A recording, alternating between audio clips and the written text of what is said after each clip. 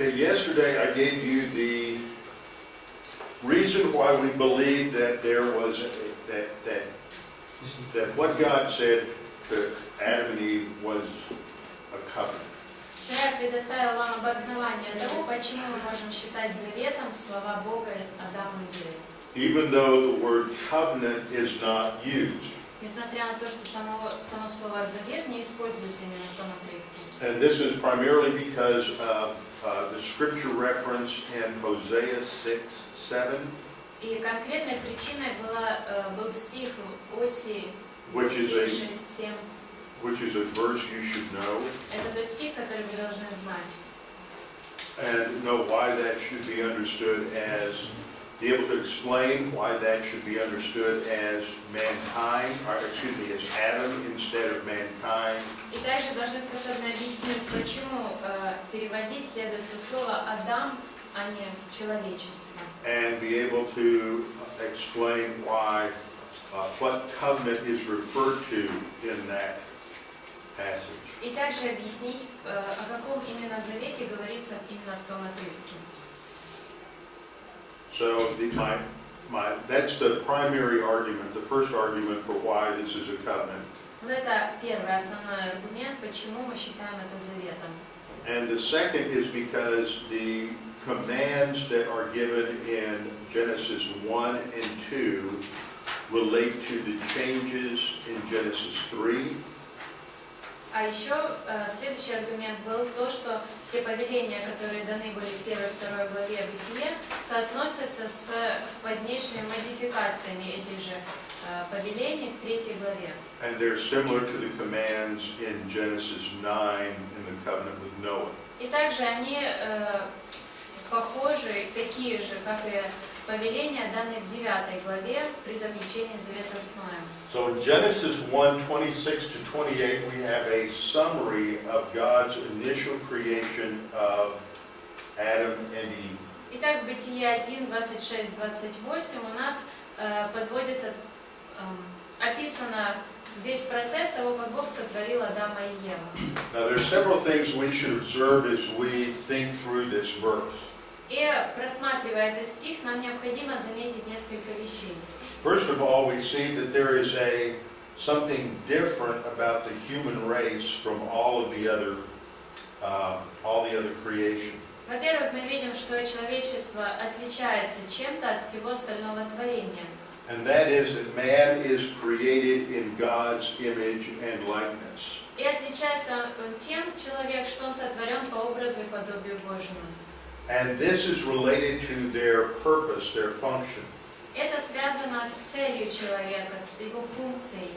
And their function is stated in these 3 verses. И функции человека описаны в этих 3 стихах. God creates them to have dominion or authority over all of the other creation. Так Бог творит их для того, чтобы они владычествовали над всем остальным творением. This means that part of man's responsibility is to responsibly use and rule over all of creation. Это означает, что одной из задач, поставленных перед человеком, это управлять, контролировать, владычествовать над творением. Now this is an important verse because it has a lot of implications. Это очень важный стих, потому что он подразумевает несколько вещей. And I'm sure that you've heard Mark Musser talk about these implications in reference to environmentalism. Я уверен, что вы слышали от Марка Массера, как вот это повеление связано с тем, что происходит в защите окружающей среды сегодня. Yes? Has Mark talked about that? Yeah. So this gives us the implication that man is to responsibly use the resources and develop the resources that God has given him. Итак, здесь подразумевается то, что на человеке лежит обязанность использовать все эти ресурсы и правильно ими распоряжаться. And but man is set at the idea of being in the image of God is the idea that man represents God as he rules over the creation. И также то, что человек по образу Бога сотворен, означает, что он является представителем Бога на земле в том, что он правит этой землей. And in verse 28 we see the first command that God speaks to them is to be fruitful and multiply. И в 28 стихе мы видим первое повеление, когда Бог говорит им плодиться и размножаться. They are to fill the earth. От них требуется наполнить землю. Now this is why yesterday we talked about the third divine institution, which is family. Поэтому мы вчера и говорили о третьем божественном институте – семье. So what was the first divine institution? Первый божественный институт был какой? Что?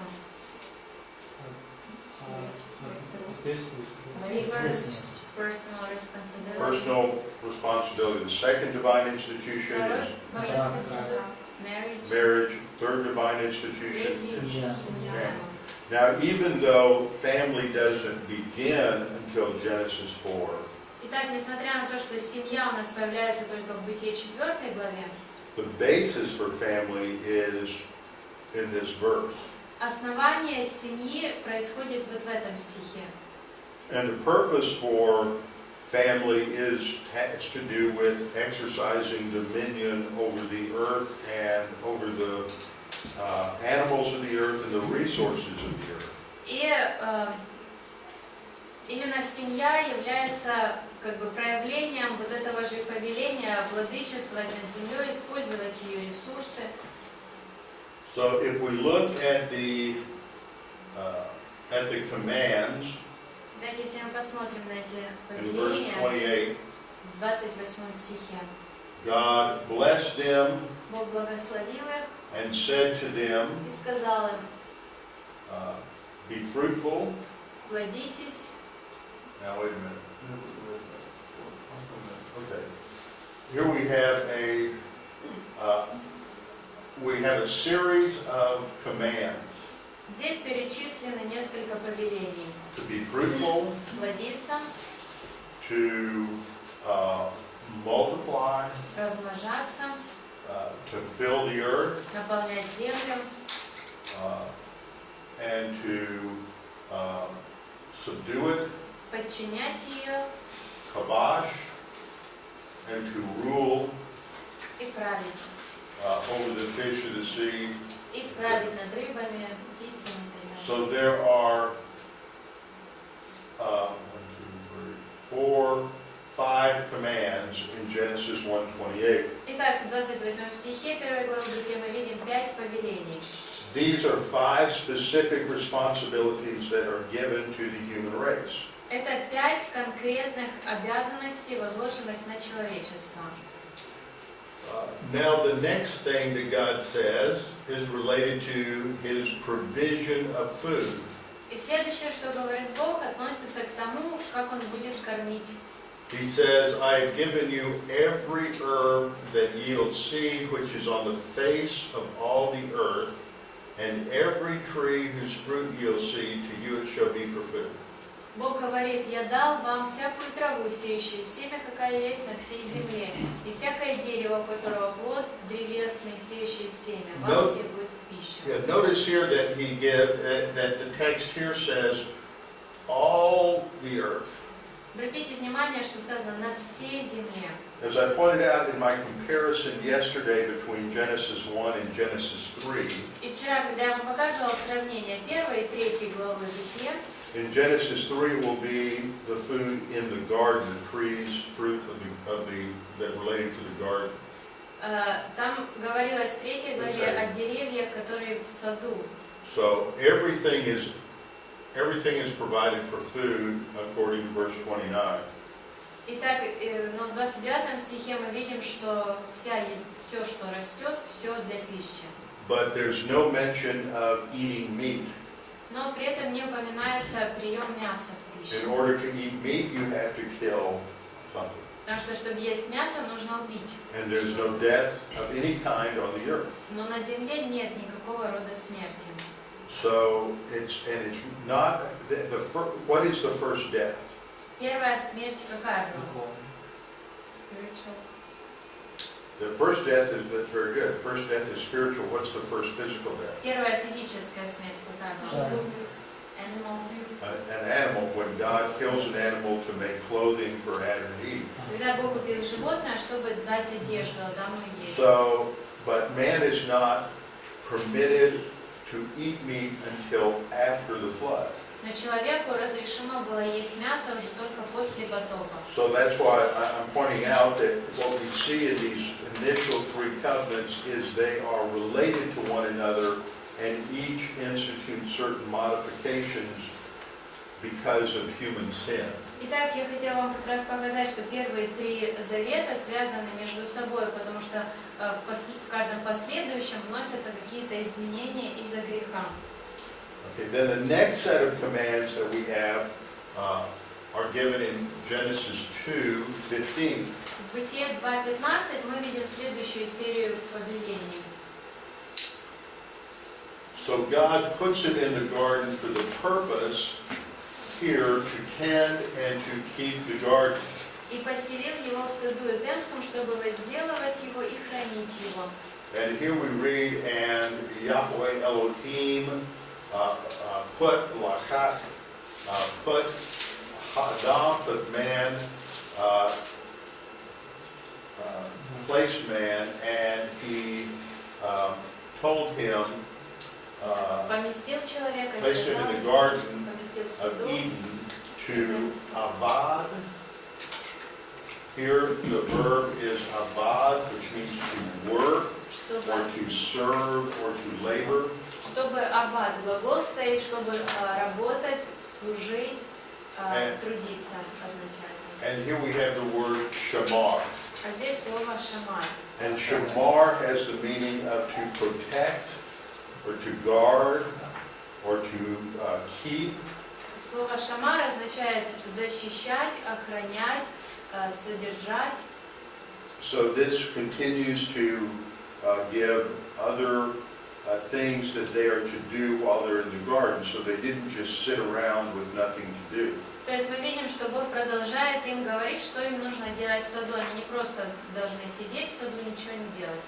Man was given all of these resources, but it was man's responsibility to learn about them and to develop them and to use them. Человеку были вверены все вот эти обязанности, и он должен был их все исполнять. So there is work and responsible labor in the garden, but it is without any negative implications. Итак, мы видим, что в саду у человека были обязанности работать, но при этом эта работа была без всяких препятствий. The only negative is given in verse 17. Единственное повеление с отрицанием дается в 17 стихе. Which is to refrain from eating the fruit of the tree of the knowledge of good and evil. И здесь дается им запрет вкушать плоды с дерева познания And the добра и зла. penalty for this is spiritual death. И наказанием за это будет духовная смерть. It's not physical death. Не физическая смерть. And how would we demonstrate that this is not physical death? Как мы можем показать, что это действительно была не физическая смерть? Потому что они еще жили там. Because they still were alive physically. That's one argument, because they still were alive. Да, это один из аргументов. But there are some people who will say that that spiritual death is not talked about here. And what's another way that you can say that spiritual death is the penalty for sin as opposed to physical death? Но есть такие люди, которые скажут, что они не скажут, что это физическое, но они скажут, что это не духовная смерть. Итак, как можно доказать им, что действительно Бог объявил наказание за этот грех духовную смерть? Sacrifice. No. Потому что у них испортились отношения с Богом. Because their relationship with God were destroyed after that. Okay. What I'm looking for is a scriptural, some sort of a biblical passage that would, somewhere else in the scripture, Хочу услышать от вас библейское какое-то доказательство, какой-то отрывок где-то в другом месте Писания.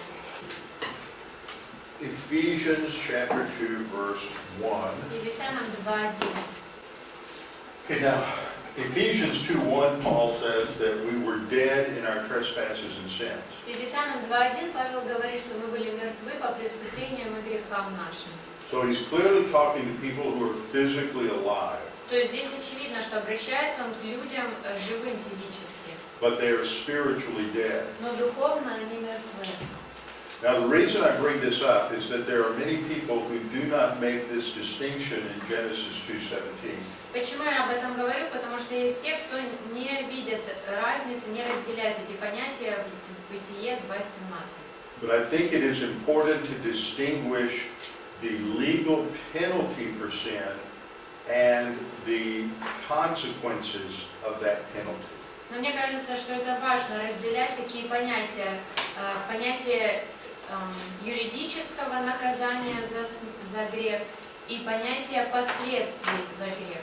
For example, in Ukrainian law, Например, в украинском законе, as with many nations, как и в многих других народах, there is a law that if a person has been convicted of a serious crime, есть закон, в котором говорится, что если кого-то осудили за серьезное преступление, that they cannot serve in public office. этот человек не может служить на какой-то общественной должности. So Yulia Tymoshenko is convicted of a crime and put into prison. Например, Юлию Тимошенко обвинили в преступлении, посадили в тюрьму. So according to this law, she can never serve as prime minister again. Итак, по этому закону она никогда не сможет опять занять должность премьер-министра. Now, the fact that she can't serve as prime minister again is not the penalty for the crime. Опять-таки, вот это тот факт, что она не сможет служить премьер-министром, это не наказание за преступление.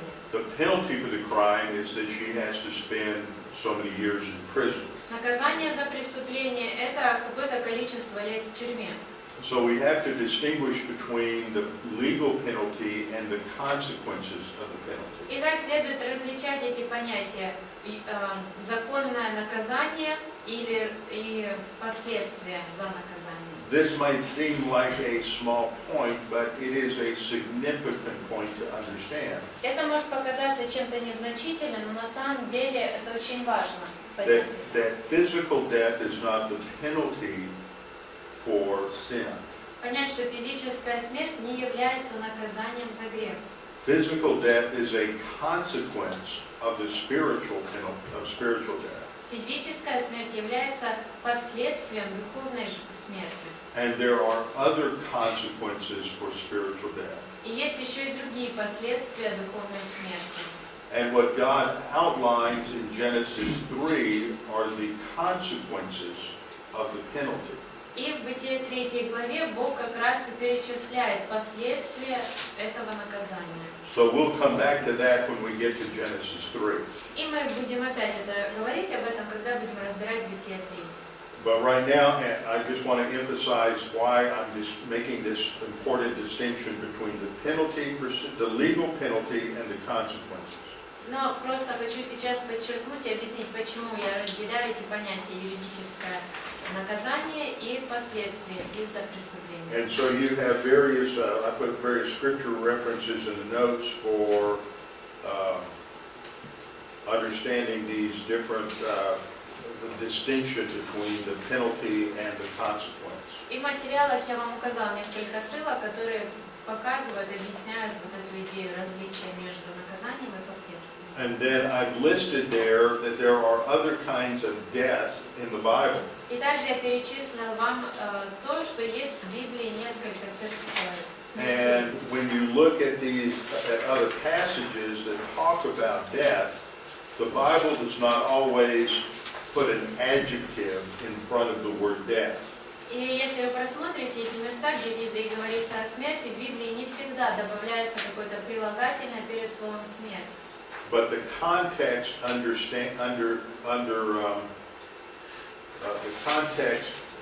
states what the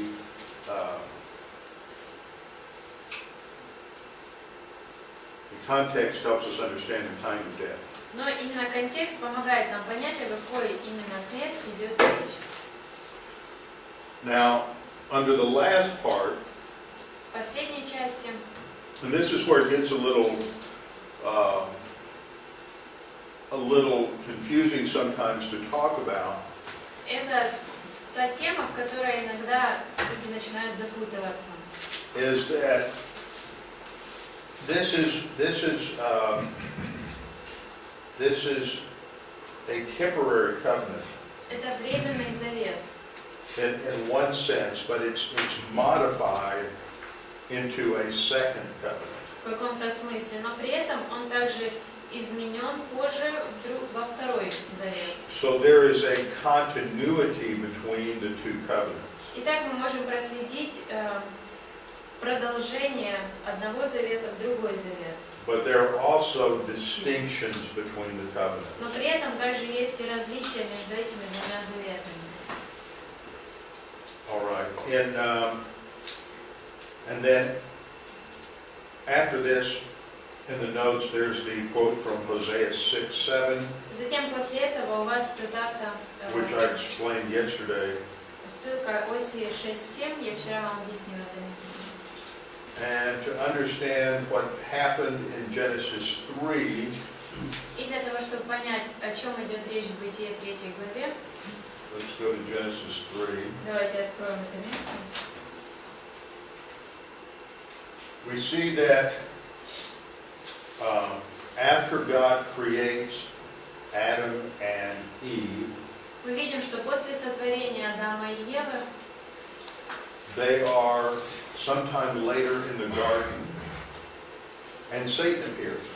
спустя какое-то время после этого они находятся в саду и появляется сатана. And Satan takes the form of a serpent.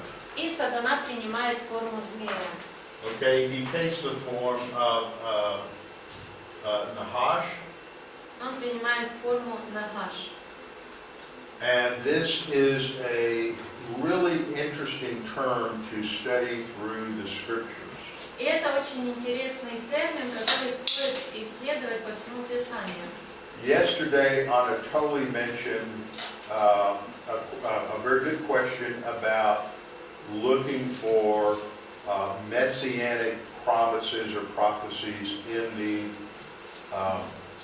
the Old Testament. Вчера Анатолий задал очень хороший вопрос о том, какие мессианские обещания или пророчества мы можем проследить в Ветхом Завете. And there are certain things that that run through the Old Testament.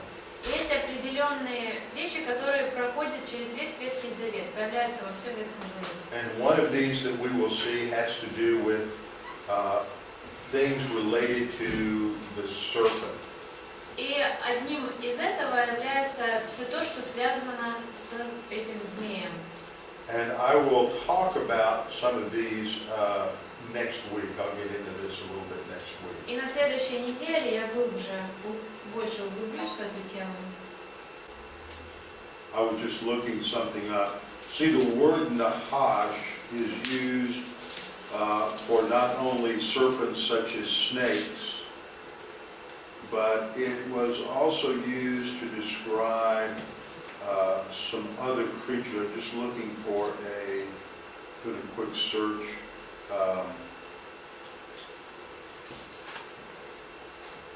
It could also refer to something much larger reptile.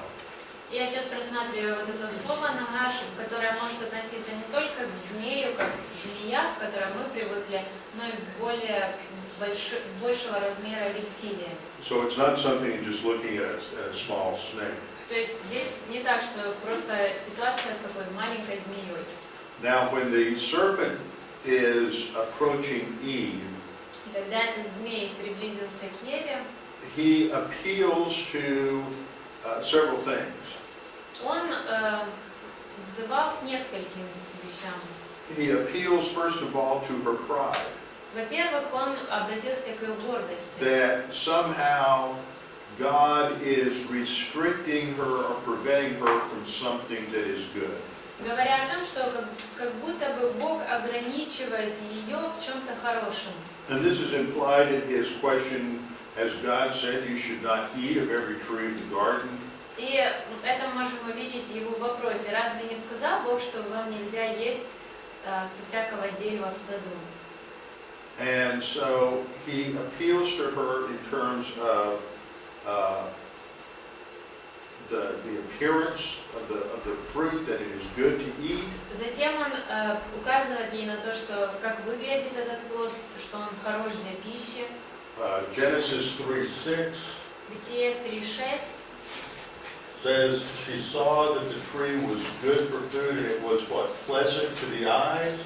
Он сказал ей, что плод этого дерева был хорош для пищи и приятен для глаз. So that relates to the three areas of temptation found in 1 John 2:16. И это все соотносится с тремя сферами искушения, которые мы видим в 1 Иоанна 2:16. The lust of the eyes, Похоть очей, it's the lust of the flesh, it's good for food, похоть плоти хорош для пищи, and pride of life, that it's going to make her wise. и гордость житейская, то есть ее это сделает мудрой. And so these are the three basic areas in which we succumb to temptation.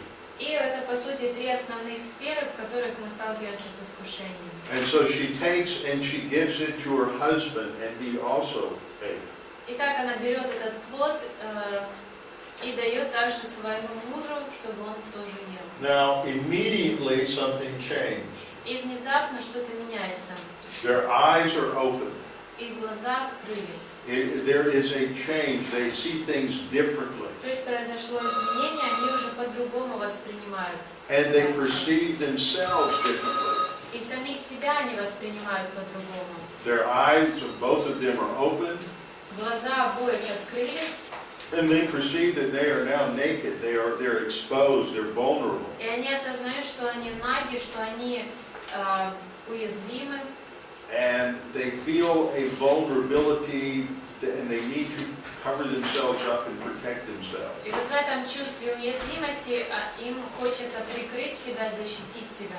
So they perceive that there is now everything has changed, and there's a major problem. И так они видят, что все поменялось. But the solution to the problem is something that they try to provide for themselves. Но решение на эту проблему они пытаются найти самостоятельно. And so they attempt to solve this by sewing together fig leaves. И так они пытаются решить это тем, что сшивают себе листья. And then another thing happens when God comes in the garden. И затем еще кое-что происходит, когда в сад приходит Бог. Just the very presence of God causes them to want to hide.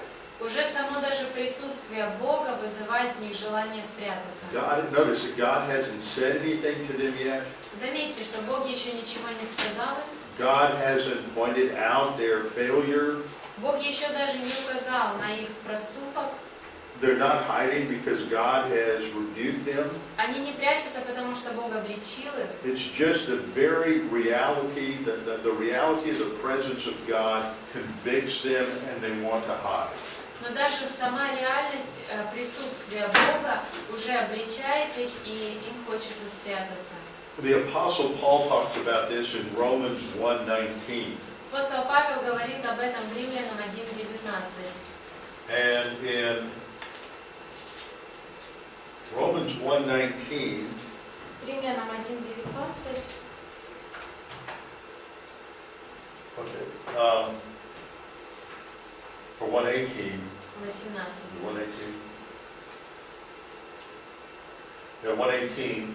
Men suppress the truth in unrighteousness Человек подавляет истину неправдой, because they know about God, verse 19.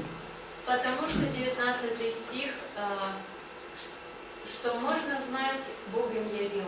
Even the most hostile atheist Даже самый враждебно настроенный атеист knows that God exists, знает, что Бог существует, but he's running from the knowledge of God, но он бежит от знания о Боге. and he is building up all kinds of defenses to suppress that knowledge.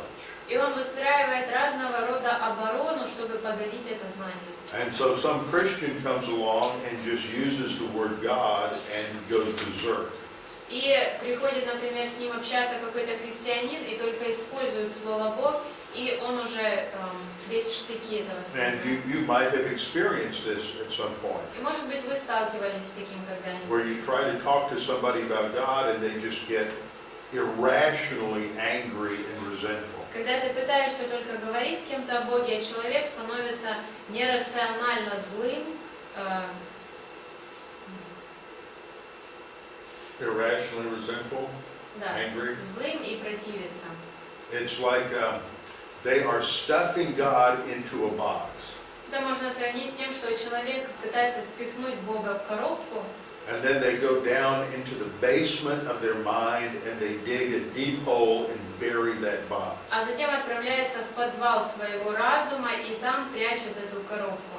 And you come along and you open the box and God springs out like a jack in the box. А ты приходишь, говоришь о Боге, и тогда Бог из этой коробки выскакивает, как игрушки, знаете, которые выскакивают на пружине. And it scares them to death. И человека это до смерти пугает. And so they react in anger and fear and resentment. И в итоге человек реагирует злостью, противлением полным. And this is what we see happens here in Genesis 3. И мы видим, что именно это происходит в Бытие 3 главе. When they hid from God, God looked for them.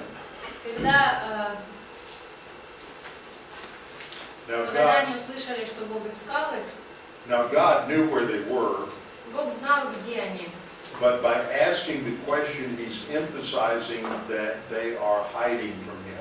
Но задавая этот вопрос, он подчеркивает, что они прячутся от Него. And in verse 10, Adam answers and said he was afraid. И в 10 стихе Адам отвечает на вопрос и говорит, потому что ему было страшно. So this is the basic orientation of everyone who is spiritually dead.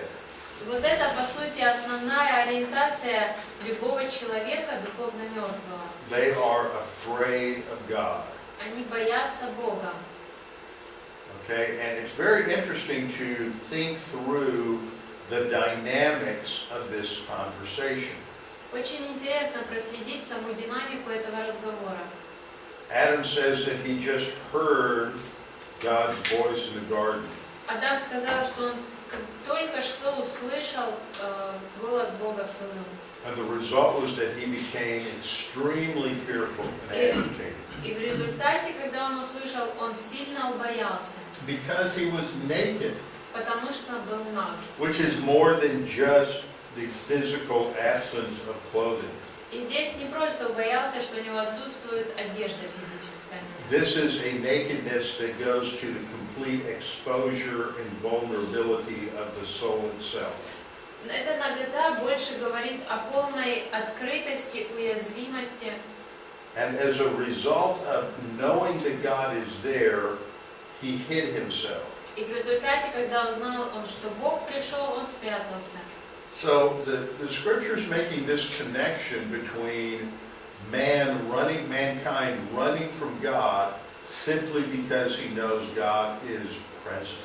Итак, Писание проводит связь между тем, что человек бежит от Бога просто потому, что Бог присутствует рядом. And we should think through that in terms of its implications for human psychology. И мы должны думать об этом, не забывать об этом, когда мы размышляем о человеческой психологии. That the basic state of of the fallen, spiritually dead person is a state of fear. Что основное состояние, в котором находится падший человек, это состояние страха. And in his life he is trying to do whatever he can in order to somehow dull and cover up that fear. И в своей жизни он делает все для того, чтобы каким-то образом приглушить, подавить этот страх. Now the next thing that happens is the man then blames the woman. Следующее, что происходит, мужчина обвиняет женщину. But he also is blaming God at the same time. Но при этом также обвиняет и Бога. He says, it's the woman that you gave me. Он говорит, это женщина, которую ты дал мне. So this is a violation of the first divine institution. Итак, это нарушение первого божественного института. See, part of sin is that we want to avoid personal responsibility. Видите, частью греха является то, что мы пытаемся избежать своей личной ответственности. And this has political implications. И это также влияет и на политику. You know, the inclination of the human soul is not to take responsibility for the failures of their life. Потому что человеческая душа стремится к тому, чтобы не брать на себя ответственность за все свои проступки в жизни. So we want somebody to be there to take care of us even when we fail. Итак, нам хочется, чтобы был кто-то, кто позаботится о нас, даже если мы So this is why many people like to have forms of socialism or communism, is because they can let somebody else take responsibility for the failures in their life. Вот поэтому людям и хочется, чтобы существовали такие формы политические, как социализм, коммунизм, потому что тогда есть кто-то, кто позаботится о их жизни, кто возьмет на себя ответственность. See, if we study many of the writings of the English Puritans in the 1600s, Если мы почитаем работы некоторых пуритан 17 века, they were taking those five divine institutions I talked about and thinking through them in terms of government and freedom and liberty. они как раз рассматривали вот эти 5 божественных институтов, и они рассматривали, размышляли над ними в свете правительства, свободы. And this is what eventually gave rise to many of the great freedoms in both Britain and eventually in the United States. И в результате этого как раз и появились все эти свободы и права о свободе, которые есть в Великобритании и затем в Соединенных Штатах. Because they built their system of laws on an understanding of protecting those five divine institutions. Потому что свои законы они выстраивали так, чтобы те законы защищали вот эти 5 божественных институтов. Okay, that takes us through the first divine institution. Итак, вот мы закончили уже первый божественный And институт. there's a chart that you have, I think. I want to say one other thing about the name of this institution. И там у вас есть какая-то схема, я хотела еще поговорить о названии этого института. In English, this has been called an age of innocence. На английском называется это век невинности. And the word innocent in English has several different nuances, several different shades of meaning. И в английском вот это слово невинность может приобретать разные оттенки смысловые. I don't know if the Russian word has the same kind of nuance to it, but the idea is that man is not guilty. It's a legal term for not being not guilty.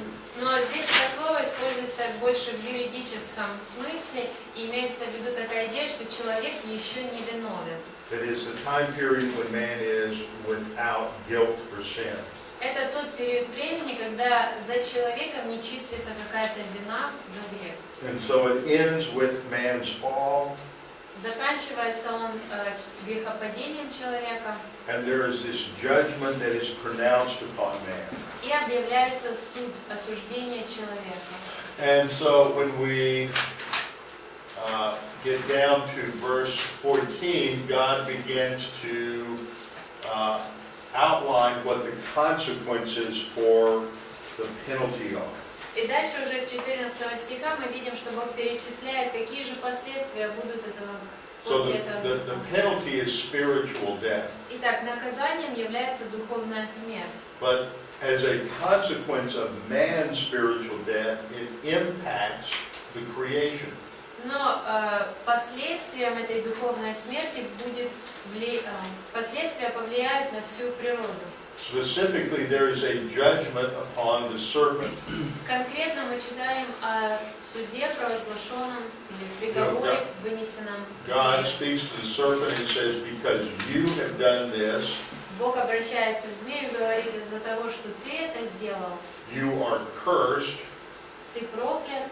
Notice this, more than all the animals. И обратите, что он говорит, внимание, больше других животных. This indicates that not only is the serpent cursed, but there is a judgment that comes to all of the animals. А это нам говорит о том, что суд провозглашен не только по отношению к этому змею, но и ко всем животным. But his judgment is going to be distinguished from their judgment. Но его приговор, его осуждение превосходит их So осуждение. this is the indication of this mem at the beginning here, from all the beasts and from all the living things of the field. И вот это мин указывает, что там он говорит всех зверей полевых. So this indicates that man dies spiritually as a result of the penalty, but there's consequences that impact all the universe. Так отсюда мы видим, что наказанием была духовная смерть человека, но духовная смерть человека повлекла за собой последствия на всю вселенную. Also, in speaking to the serpent, he's actually speaking to Satan. И обращаясь к змею, он как бы говорит на самом деле с сатаной. And he states there's going to be this state of hostility between him and the woman. И Бог провозглашает, что будет состояние враждебное, настрой между этим змеем и And женщиной. notice there is an article here before Isha. Обратите внимание, что здесь стоит артикль перед словом Иша. And this is important later because when we get to Isaiah 7:14, and Isaiah says, "Behold, the woman will give birth." Это позже становится важным, потому что когда в Исаии 7:14 мы читаем «Женщина родит The сына», virgin, this is a reference back to the woman of Genesis 3:15. там тоже используется конкретный в общем, And артикль, и это указывает на уже вот эту же женщину, известную нам. And even in the older rabbinical commentaries, И уже в более поздних комментариях, написанных раввинами, and I'm speaking of commentaries either before the time of Christ or in the early Christian centuries, то есть те, которые были либо до Христа, либо еще в ранние века, understood this verse to be messianic. они воспринимали этот стих как мессианский стих. Now later, this is part of answering Anatoly's question the other day. Later, Jewish rabbis began to reinterpret many verses in the Old Testament that had traditionally been understood as messianic, and they to no longer be messianic. И также позже мы видим, что раввины начали иначе толковать определенные стихи, которые до этого считались мессианскими. Это частичный ответ на вопрос Анатолия. Okay, and they did that in order to try to blunt the force of Christian evangelism. И делали они это для того, чтобы приглушить как-то распространение христианского Евангелия. Okay, in verse 16 we see that for the woman that there's now going to be pain in childbirth. It is, okay. В 16 стихе мы видим, что у женщины теперь будет боль при рождении детей. She was going to give birth before, but there would not have been pain and labor associated with it. До этого она тоже рожала бы детей, но при этом боли бы не было в этом процессе. And remember I said that this word desire is not a word that indicates a physical desire. Помните вот это слово «желание»? Я говорил вчера, что речь не идет о физическом желании. But it is a word that indicates a desire to dominate or to control. Но это желание доминировать, контролировать.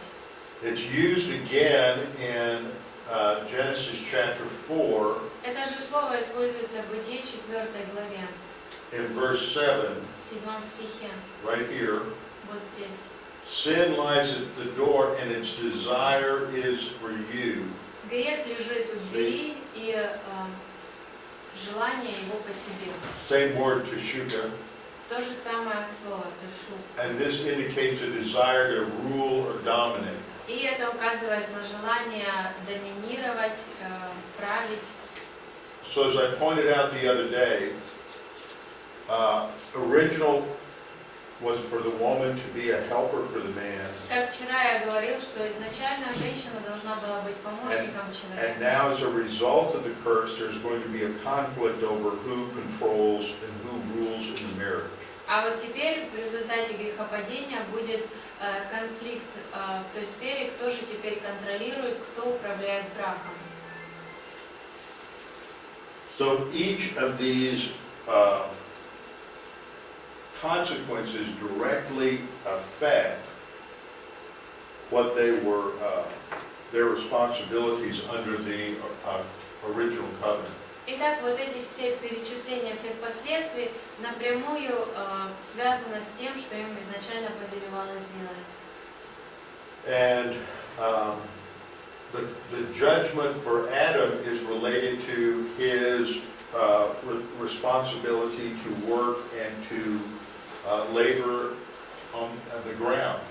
Теперь последствия, оглашенные для Адама, связаны были с его работой. So the ground becomes cursed, Итак, земля становится проклята, labor becomes toil, труд становится сложным, иногда впустую, and the ground will bring forth thorns and thistles. и земля будет произрастить ему сорняки, тернии. And notice, instead of eating anything that God had created, now his food source is restricted to the herb of the field. И видите опять, что и раньше ему была дана всякая трава на всей земле, теперь он будет питаться лишь с травы полевой. And then in verse 19 we have the first mention of physical death. В 19 стихе первый раз упоминается физическая That they смерть, would return to the ground and return to dust. что они вернутся в землю, в прах земной.